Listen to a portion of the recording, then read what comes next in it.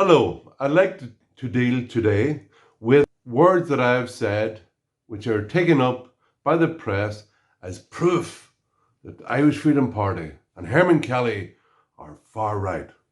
I would say right so far. But that is my use of the term talking about the gradual population replacement or great replacement of the Irish people by migrants who come into Ireland. They like to present it, as they did in the Irish Times yesterday, as some signal of being far right. Well, first thing, they should take it up with the UN, because the UN Population Division in 2000 published a document, their policy document, which is entitled Replacement Migration, Is it a Solution to Declining and Aging Populations?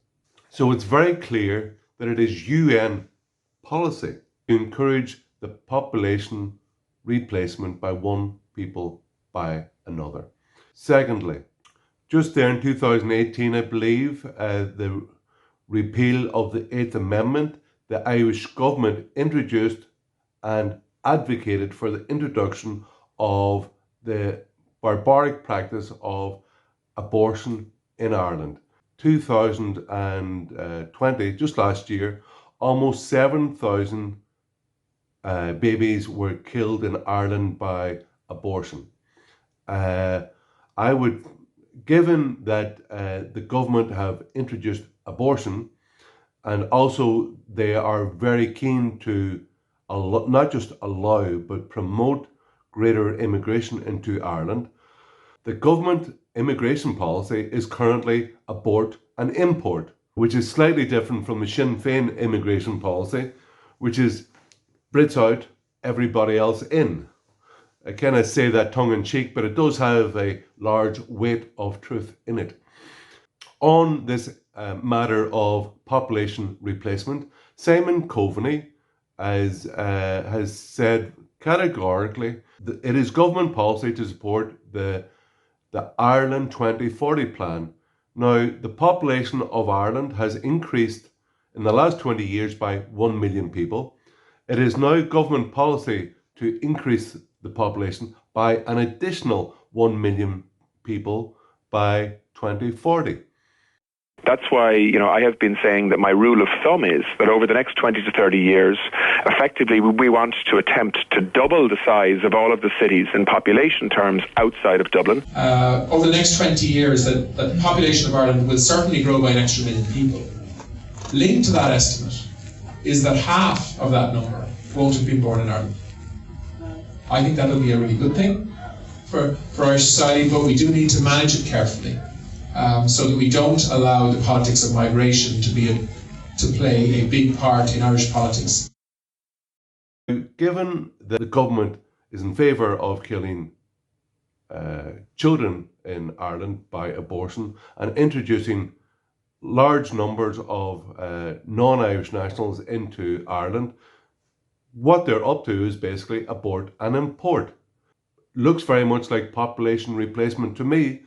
And if they differ, I would like to see their evidence. So it's not a secret. It's government policy, and they're very brash and open about it.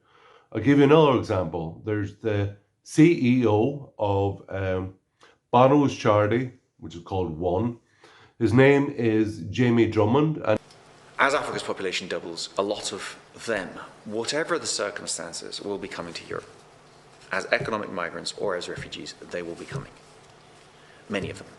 And that is a good thing if they come in to a place that has an open mind and whose economies are doing well. Because we will be senile. We will be senescent demographically. We will need their youthful energy to do stuff.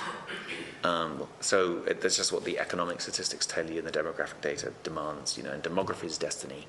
Europe and Africa are going to have a very close 21st century.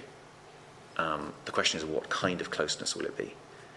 But I would like to say that when I talk about the Great Replacement or use the term population replacement, as does the UN, that's my personal view. It's not party policy. We've never taken a party position on this. We've never really discussed this. But that's my view. I'm giving you my view.